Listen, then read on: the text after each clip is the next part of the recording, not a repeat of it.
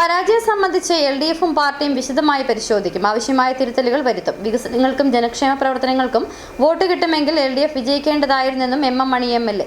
ജനങ്ങൾ നന്ദികേട് കാണിച്ചെന്നും MM മണി പ്രതികരിച്ചു.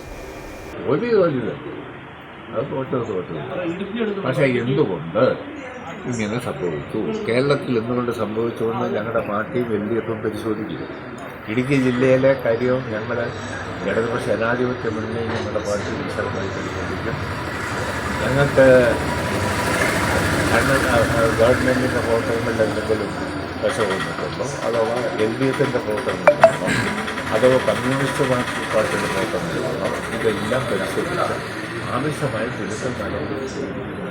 വികസന പ്രവർത്തനങ്ങൾക്കും ജനക്ഷേമ പരിപാടികൾക്കും വോട്ട് കിട്ടുമെങ്കിൽ ഒരു കാരണവശാലും LDF പരാജയപ്പെടാൻ പാടില്ല. അത് മാത്രം വികസന പ്രവർത്തനം നമ്മുടെ ജില്ലയിലാണ്.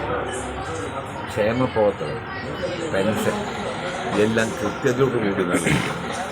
അപ്പോൾ അതെല്ലാം വാങ്ങിക്കുന്ന ആളുകൾ ഇടതുപക്ഷ ജനാധിപത്യ മുന്നണിക്കെതിരെ വോട്ട് ചെയ്തുകൊണ്ടാണ് എനിക്ക് തോന്നുന്നത്. നന്ദികേടെല്ലാം നല്ല അനുകൂലമാണോ?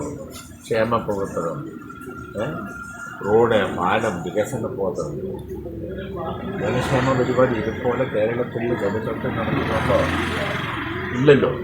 ഇതെല്ലാം വാങ്ങി നല്ല ഭംഗിയായി സാപ്പാട് കഴിച്ചുകൊണ്ട് നല്ല ഭംഗിയായി നമുക്ക് വെച്ചുകൊണ്ടാണ് എണ്ണി തോന്നുകയാണ്.